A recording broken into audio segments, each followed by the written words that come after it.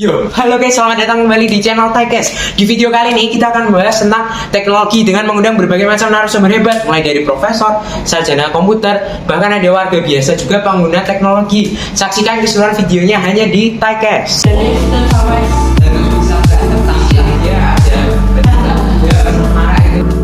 Selamat datang di channel TechCast, Technology, Information, and Economy Podcast. Cast-nya itu stands for podcast. Dan di sini kami sudah mengundang 3 narasumber untuk memperjelaskan tentang tema teknologi yang akan kita bahas dengan tuntas pada hari ini. Boleh mas-mas narasumber di sini memperkenalkan diri dulu?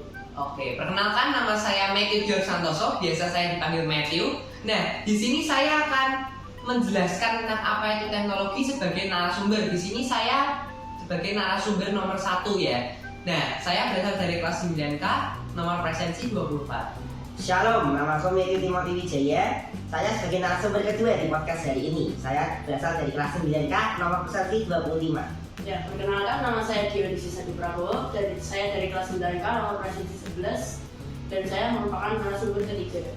Oke, jadi seperti yang sudah saya jelasin tadi, jadi di podcast kali ini kita bakal mengupas tuntas tentang teknologi, apa itu teknologi seperti yang udah ngomongin Mas Matthew, Dion. Nah, kemudian juga kita akan membahas tentang kegunaan teknologi yang tentunya juga bermanfaat bagi kita. Nah, sebelum mulai podcast kita ini unik, mas-mas kalian. Jadi podcast kita di sini tuh ada kayak semacam mini game gitu, di mana orang yang menangkap bola itu yang bakalan menjawab pertanyaan dari saya nih. Oke, jadi bisa ngerti ya caranya. Oke.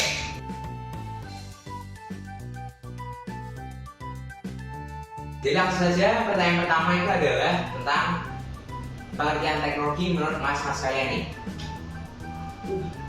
Nah, jadi pengertian teknologi secara garis besar itu adalah teknologi merupakan kumpulan alat-alat atau teknologi yang dapat memudahkan kehidupan manusia. Nah, mungkin ini mas-mas atau narasumber yang lain bisa membantu saya menjelaskan juga ya secara detail. Ya, kalau untuk Mas Matthew, ya. Nah, jadi teknologi ini bisa kita bagi jadi beberapa sektor ya. Yang pertama teknologi dari sektor pendidikan.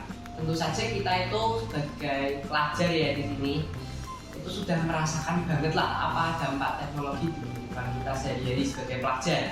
Jadi seperti waktu pandemi beberapa saat yang lalu ya, kita semua harus mengalami lockdown di rumah, tapi kita juga nggak boleh ketinggalan materi pelajaran. Kenapa? Karena seiring perkembangan zaman, orang-orang itu harus beradaptasi.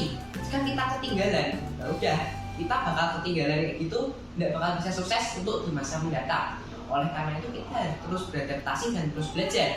Nah, dengan adanya Zoom, Google Meet, dan Teams, itu dapat memudahkan kita dalam proses belajar mengajar di rumah tanpa melalui proses tatap muka seperti kita sekarang ini, dan hal itu juga dapat mencegah penyebaran virus COVID-19.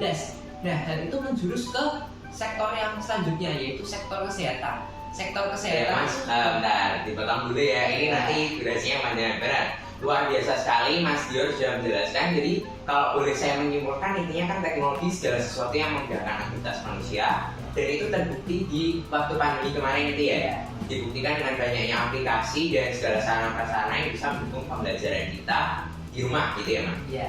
Oke, kalau gitu boleh lanjut deh. Yang tadi tentang ke sektor kesehatan itu gimana maksudnya? Sektor kesehatan itu ada di bidang medis ya terutama, lalu ada di komunikasi juga di bidang medis, dan juga bisa komunikasi di bidang sosial. Nah, komunikasi di bidang medis di sini itu komunikasi antara pasien dan dokter. Ada aplikasi yang namanya Halo dokter. Ya, betul. Halo dokter itu kita tuh bisa berhubungan dengan dokternya itu tanpa bertemu langsung gitu. Jadi bisa lebih cepat, aplikasi lewat web. lebih efisien. Jadi kita nggak usah capek-capek ke rumah sakit, perjalanan jauh gitu kan, terutama yang rumahnya ada di desa-desa terpencil untuk mendapatkan akses kesehatan itu tentunya ada hal yang cukup susah ya. Ya. Nah, lalu juga ada misalkan telepon lewat HP gini ya. Ada tiba-tiba sakit gitu ya, telepon dokter gampang, solusinya apa, pertolongan pertama. Lalu ada komunikasi di bidang sosial. Waktu di masa COVID-19 ya, kita itu ada yang namanya Discord, ada WhatsApp. Kita bisa ngobrol-ngobrol antar sesama teman dan jaringan relasi kita semua ini nggak terputus hanya karena pandemi tersebut. Lalu kita juga bisa Ya, nah Discord itu ya, Discord tuh berarti yang gimana kita bisa kayak masuk ke voice channel terus bisa ngobrol-ngobrol gitu ya. Iya. Ada botnya juga ya. Oke, segitu dulu Mas. Nah, kita mau lanjut ke pembahasan yang selanjutnya.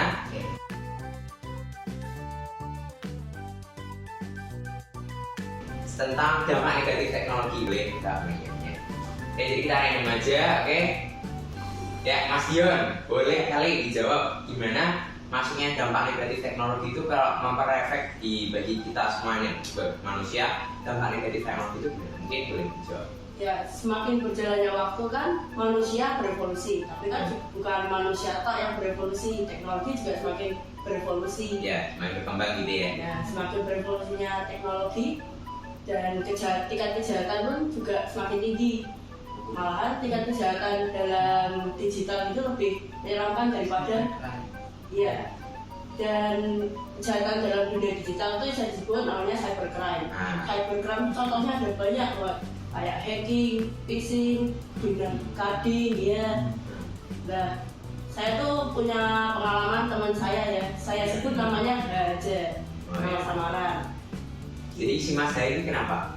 Dan si Mas Dai ini dia tuh awalnya melihat di akun Instagramnya dia, kenapa kok tiba-tiba nama akun Instagram dia kok diganti. Oh, berubah gitu ya? Tiba-tiba padahal nggak diganti ya? Dianya pun juga nggak ngelakuin respon apa-apa, nggak kayak mengganti password atau apa-apa. Dia cuma biarin aja namanya ganti, ya wes. Tiba-tiba 30 menit ke depan tiba-tiba passwordnya diganti, jadi dia nggak bisa masuk ke akunnya. Terus itu cuma berdampak di akun Instagramnya atau keseluruhan perangkat? Malah karena dari akun Instagramnya itu kan kita udah kaitkan ke akun email kita.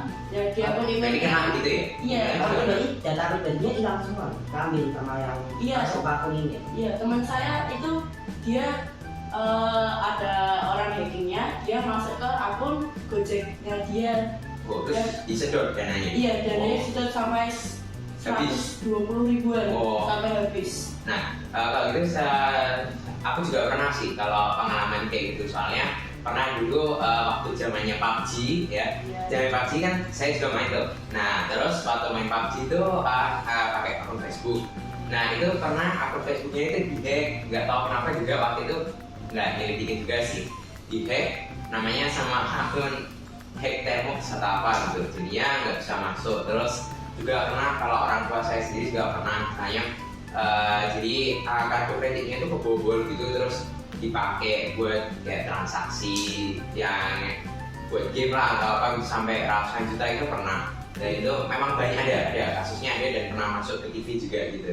Memang sih kalau dampak negatif teknologi ini mengerikan sekali, nggak hanya bikin enak juga, tapi teknologi itu ternyata juga bisa bikin sengsara ya kalau digunakan secara salah gitu ya.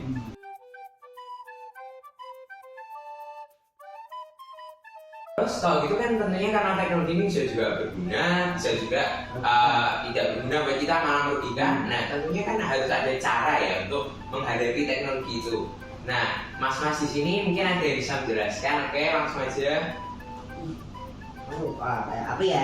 Nah, kalau menurut saya, karena saya belum pernah kayak gitu, menurut pemikiran saya, kalau mau mencegah kayak gitu ini ya pertama harus selalu menjaga privasi dan keamanan akun, seperti mengganti sandi secara berkala gitu. Jadi dan sekali, jadi jangan sampai kayak tadi si Hai yang diceritain sama ini, itu dia tidak menghargai privasi akunnya dengan tidak memperhatikan sandi, tidak ini namanya berubah, dibiarin aja. Nah, itu menurut saya tidak boleh, karena itu sangat berbahaya bagi privasi kalian semua. Meremehkan cybercrime dia. Nah, mungkin Mas Dion mau memberikan cara lain? Cara untuk mengatasinya yaitu pikirlah jernih. Jadi gini, misalkan nih saya ambil satu skenario ya, kalian lagi main HP, kalian buka email kalian, ada orang masukin pesan nih, selamat Anda memenangkan hadiah 100 juta. Tapi padahal kalian nggak pernah merasa mengikuti undian apapun, loh tiba-tiba menang, bisa masukin nomor kartu kredit, passwordnya apa, pinnya apa, Anda ini siapa, lokasinya di mana, foto KTP-nya kayak gimana, kan itu kan hal yang lucu gitu ya, masuk akal itu. Iya. Selamat Anda memenangkan mobil baru. Terus habis itu suruh masukin data segala macam, ya itu sebaiknya hati-hati ya, jaga juga hawa nafsunya, jangan karena kena euforia gitu ya, oh menang gitu, tiba-tiba kalian isi semua, tahu nggak tahu tiba-tiba data kalian semua sudah dibobol, uang semua kalian hilang. Jadi kalau saya boleh mengambil kesimpulan, berarti maksudnya Mas Matthew Dior ini berarti kita sebelum melakukan sesuatu harus berpikir jernih dulu, harus memikirkan dengan matang-matang gitu ya, jangan terburu-buru jadi, dan harus mengamati apakah kita pernah kayak ngelakuin itu atau enggak gitu ya. Iya betul sekali. Jangan selalu cari jalan yang paling Nah, mudah. itu kembali lagi kita tadi kan semua manusia menginginkan kemudahan, tapi kemudahan itu harus kita pikirin baik-baik dulu, kadang itu yang mudah itu bisa hasilnya bisa jelek, kita harus cari yang terbaik lainnya. Oke.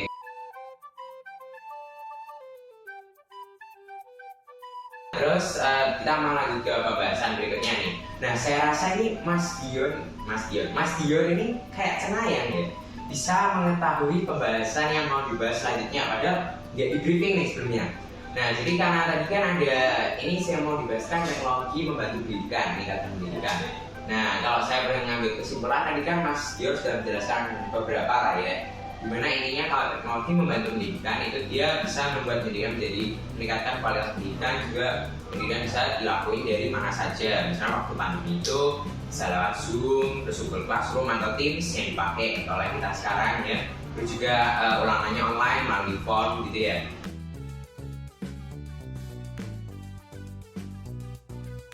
Kemudian ada mungkin Mas narasumber yang lain, Mas Dion mau menambahin? Saya mau menambahkan, cuma bukan di bidang pendidikan ya. Oh iya, boleh, nggak apa-apa. Ini kita kan secara umum aja. Ya kan, di bidang kesehatan tuh kan, ya selain yang disebutin Mary tadi kan juga ada kayak alat USG itu kan. Iya. Kembali waktu kan, dulu kan kita cuma bisa nebak pas lahiran doang. Iya. Cuma kan gara-gara ada alat USG kita bisa prediksi ini udah berapa bulan, berapa hari, habis itu gendernya apa gitu ya, laki-laki atau perempuan gitu.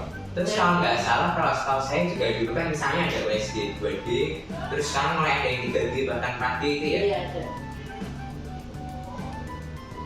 Kemudian yang lain ada mau nambahin di bidang kesehatan yang lain? Ya kayak apa, alat tes darah gitu. Ya kan bisa mengetes apa tuh kayak kita punya diabetes atau enggak, apalagi kayak alat yang buat apa tuh Yang terkena diabetes itu kan ada. Oh ini yang buat nambahin insulin tuh. Iya, insulin. Oh iya, tahu. Apalagi kayak EpiPen itu buat yang alergi. Jadi teknologi semakin berkembang, kesehatan manusia juga bisa semakin Iya. berkembang juga ya. Iya. Bagus. Oke.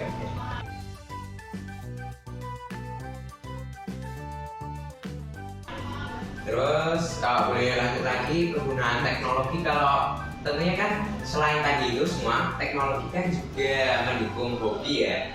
Mungkin teman-teman dan mas-mas narasumber di sini atau teman-teman yang sedang nonton ini punya hobi. Nah mungkin hobi itu bisa didukung dengan teknologi gak sih? Bisa. Pastinya Bisa. bisa. Banget. Oke, coba sekarang kita random aja deh.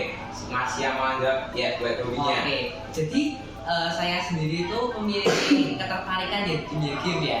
Jadi itu saya rasa dengan adanya internet saya nggak usah jalan kaki gitu ya ke warnet untuk main PS gitu kan. Karena kalau sudah ada teknologi, game-game PS itu malah ada yang sudah bisa dimainkan di laptop, dimainkan di PC, dimainkan di HP. Itu memudahkan saya untuk mengekspresikan diri saya dengan melakukan hobi-hobi yang saya suka. Nah, lalu misalkan saya ada hobi olahraga nih, misalkan ambil contoh badminton ya.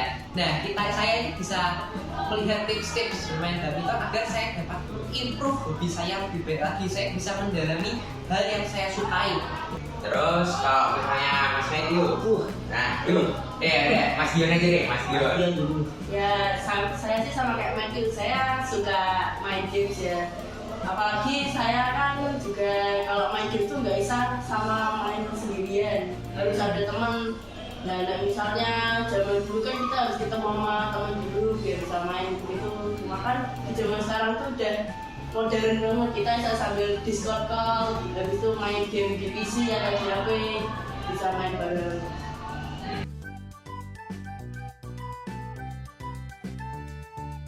Kalau belajar trading itu kalau lewat internet kan juga pastinya jauh lebih gampang, ya kan? Berarti orang-orang yang hobinya mau lihat kayak suka ini apa trading, beli Bitcoin itu juga bisa ya. Nah, bener, nah itu kan bisa juga jadi pekerjaan. Nah, iya. pekerjaan ini kan bisa ngasih duit. Kayak misalkan kita hobi main game, mungkin suatu saat nanti di masa depan kalian bisa jadi pro player. Nah, itu kan digajinya besar itu. Oke, terus yang terakhir nih, sudah mau di penghujung dari video ini. Terakhir kan saya akan bahas tentang kegunaan teknologi yang meningkatkan ekonomi dan tentunya juga bisa memunculkan pekerjaan baru nih. Nah, kalau tadi sudah disinggung sedikit kan bisa untuk trading juga. Nah, tapi kan saya juga mikir nih, teknologi-teknologi baru, apalagi teknologi otomatis yang lagi marak kayak AI, kayak ChatGPT atau beberapa teknologi lainnya itu robot-robot gitu tuh bukannya malah juga bisa menggusur pekerjaan di berbagai sektor ya? Gimana? Menurut pendapatnya Mas Dior coba? Saya lihat ini menonjol sekali. Di bidang ekonominya ini luar biasa. Jadi kalau memang menggusur pekerjaan itu ya betul. Jadi kalau memang kita lihat ya saat ini ya pabrik-pabrik sudah mulai menggunakan mesin robot untuk mengganti pekerjaan manusia. Memang angka pengangguran pasti akan meningkat. Kenapa? Karena ya manusia ini nggak bakal bisa seefisien robot. Manusia nggak bisa digaji serendah itu kayak robot. Robot beli alat satu, Tinggal listrik ya? Iya, maintenance listrik sudah. Kalau manusia kan ribet. Ada yang giling dulu lah, pusing. Uang Belum kita. lagi ada yang minta mungkin Uang kadang makan. pinjaman, bon, terus tunjangan dan segala macam gitu Iya, ya. makanya itu. Manusia itu kelebihan kita itu ada di akal dan budi. Robot nggak mungkin punya akal dan budi. Nah, kita itu harus menonjolkan akal dan budi itu, ide-ide kreatif kita harus ada. Maka dari itu kita itu harus yang mempelopori di balik sebuah teknologi seperti robot, sistem autonomous driving, artificial intelligence. Jangan sampai kita itu malah disaingi dengan mereka. Kita yang membuat mereka. Kita Malah tersaingi manusia. gitu ya. Iya, kita itu adalah kelasnya itu paling tinggi di bumi. Jadi kita yang membuat mereka. kita disuruh oleh Tuhan untuk menguasai alam semesta dan beranak cucu. Kita jangan sampai mau kalah dengan ciptaan kita sendiri manusia. Kita harus bisa beradaptasi. Kita harus bisa mengubah diri menjadi lebih baik menggunakan akal dan budi kita agar kita tidak kalah saing dengan sesama ciptaan manusia. Oke, jadi kalau boleh saya ambil kesimpulan dari informasi yang saya diberikan sama mas narasumber. Jadi intinya teknologi itu kan juga suatu memudahkan kita, di mana teknologi sudah berkembang dari zaman revolusi industri sampai sekarang. Ada teknologi pendidikan yang mempermudah pendidikan, juga informasi semakin luas. Buat ekonomi juga bisa work from home, peningkatan ekonomi dan trading juga. Terus juga di bidang kesehatan ada berbagai macam alat baru ya. Ya. Terus juga ada dampak negatif teknologi yang bisa mereflek ke fisik ya. Misalnya ada ini kita gara-gara banyak gaming pakai kacamata, juga ada cybercrime dan tentunya kita harus bisa menghadapi teknologi yang kita buat, jangan mau kalah dan terus berinovasi, beradaptasi. Oke, sekian podcast dari Typecast Technology Information and Economy Podcast. Dan jangan lupa like, comment, share, subscribe, nyalain lonceng dan tonton video Typecast yang selanjutnya. Dan langsung ya.